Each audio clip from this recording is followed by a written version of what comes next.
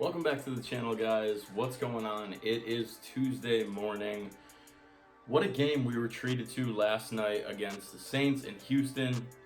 That definitely did not disappoint. That was probably game of the year, and we're only in week one.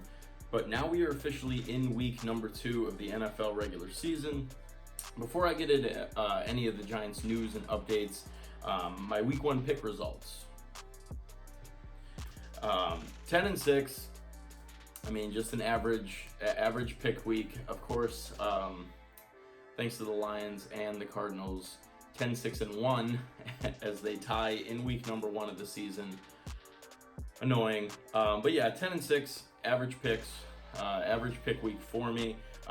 In my preview video for week number 2, I will be giving my picks for week number 2. But anyways, let's get in some of the news coming out of Giants headquarters in MetLife Stadium. I want to cover some key injuries first, that some occurred in the game and they were reported yesterday. And most of this garbage that's been going around lately, I want to report on. I mean, just the unwarranted negativity on Twitter. I get it was a frustrating game, and if you watched my video breaking down the Giants versus the Cowboys, you know how frustrated I was, but just some of the things people are saying about the team and about players. But that's for later in the video. I'll get into that. Like I said, a few injuries that I do want to report on. First of all, very bad news when it comes to Sterling Shepard. He has been put into concussion protocol, which we know can kind of take, depending upon the person, a week, 2 weeks, 3 weeks. I mean, it's really dependent upon how he's feeling. So hopefully he has enough time between now and that game against the Bills to get healthy. Of course, he in week 1 had a okay game, 42 receiving yards on 6 receptions. Obviously, the main target was Evan Ingram in that ball game. But yeah, let's just hope he gets back on his feet before the Bills game kicks off. Second, and this one was very scary when it was first reported, but it appears it's not as serious as we first believed. Zeitler had an injury to his shoulder in the game against Dallas, but as I said, hopefully he's fine. It was just a scare. Slayton and Dickerson, obviously both still listed as out. Slayton, of course, with the hamstring injury, and Dickerson with the quad injury. Then lastly, Kareem Martin. Kareem Martin was taken out of the game against Dallas this past Sunday. Just a complete side note with him. We had Devon Kennard, who I absolutely loved on defense. We decided not to pay him. He signed with the Lions, 3 years, $17.25 million. 7 sacks last year, already has 3 sacks this year, as he racked up 3 in the Lions' first game. And Kareem Martin had 1.5 sacks last year, and now he's injured, and he signed for 3 years, $15 million. I would have paid the 2.2 more million for Kennard. But what are you gonna do? All we can hope for is all these guys have a speedy recovery and get back on the field so they can help the Giants win some ball games. But now I want to move into my main topic. Now, is Pat Shurmur on the hot seat? No. I'll see you in the next one, guys. Now, I'm obviously joking, and in the last video, I made the joke that Pat Shurmur would be a great head coach in the XFL. I mean, he probably would, but it was a joke. I mean, is he on the hot seat? Absolutely not.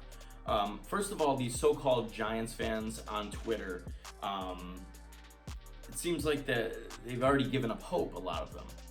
I read some disgusting tweets post-game and saying that the season is over, calling for Coach Shurmur's job, and worst of all, wishing harm upon people like Eli Manning, who's done more for this organization than almost anyone. It's ridiculous. They're not true fans, and we don't need them. I get the frustration. I 100% understand. I've blown up and gotten very angry and posted things that maybe I didn't think before I posted, but at the same time, you calling the season over. Are you aware? I'll let you know if you're not. There's 15 more games. A lot of things can happen. I mean, did I lose a lot of the hope that I had in prior to that game? Absolutely. I have questions and concerns. But that's what you do when you support your team, thick and thin. I mean, there was a point in time where people were calling for Coach Coughlin's head. What happened? We beat an undefeated team in the Super Bowl. It's 1 week, don't get too riled up, but I understand the frustration 100%. I'm going to break down some of the reasons why he's not on the hot seat as it goes right now. But first, I'm just going to quickly glaze over this. Bench Eli Manning, or I hope Eli Manning gets injured, which was one of the tweets I saw was ridiculous. I hope Eli breaks his leg so Daniel Jones can play. You're an idiot if no, Eli Manning is the starter because at this point in time, he gives us the best chance to win. Daniel Jones has a lot of improving to do. Did he look incredible all preseason? Absolutely. But the regular season's a completely different beast. As I mentioned in my Week 1 Cowboys vs. Giants review video, it was for the most part play calling for the Giants that resulted in a loss, both on offense and defense. Now, you can't just simply blame play calling. There was definitely execution errors as well, and I'm going to get into that in a second. But it was for the most part play calling. Now, focusing on offense, I've already gone over this. I get it. The dump passes, the short screen passes, behind the line of scrimmage. It is incredibly frustrating, so I get where you're coming from. So it really doesn't matter who's in the game at quarterback. I mean, those of you wishing Eli would be benched or get injured so Daniel Jones can play, Daniel Jones did play. And I was happy he got into the game. For the pure fact that afterwards, I hoped people wouldn't talk about how Eli's done and how, if you put Daniel Jones in, you have a better chance to win. No, when the play calling is poor, there's going to be no difference. Eli Manning was running the same plays that Daniel Jones, when he came in, was running. Short little dink passes. It's down to play calling. Maybe Daniel Jones escapes on some of those rollouts and gains a first down rather than Eli Manning kind of just being a sitting duck. Yeah, absolutely, I'll give you that. But at the same time, down the stretch, poor play calling, it doesn't matter who's throwing the football. So as I mentioned, that beyond just play calling, there were some execution errors as well. One of them was actually broken down by Giants reporter Dan Dugan, and it was on the play where Eli Manning rolls out, throws the ball away, gets called for that grounding penalty. Now, when Eli rolled out, it's obvious from the camera angle. You can see he saw the open receiver.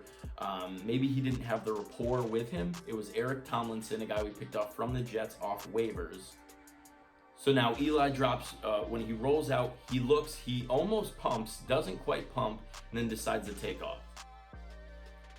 Now, maybe Eli doesn't have the rapport with him because he didn't build it throughout camp. He was kind of a late addition. So that one 100% on Eli, but that's not the whole game. So now, exactly as I said, play calling and execution errors. And if you want to check out that video, the clip that Dugan broke down, check out his Twitter. It's just @Dan Dugan on Twitter. So definitely take a look at that. It was eye-opening for a lot of people as well. But again, then here come the comments about Eli this and Daniel Jones that. And, my whole point with this is that it was a team loss. Mainly play calling, but also execution. So it's hard to really put all the blame on one side. Obviously, there's easy targets. Coach Shurmur and Eli being the biggest of the two because they're kind of the ones out in front leading the pack. So I understand where it's coming from, but you have to take a step back and think about it.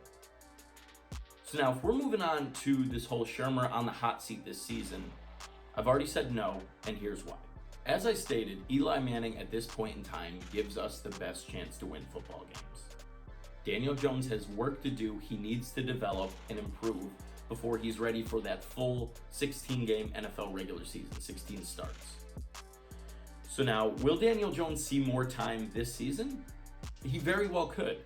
I was actually surprised that he got in at the very end of that game. Obviously, completely out of reach, but in the past, Obviously, we've been blown out before. They'll just send Eli out one last time, and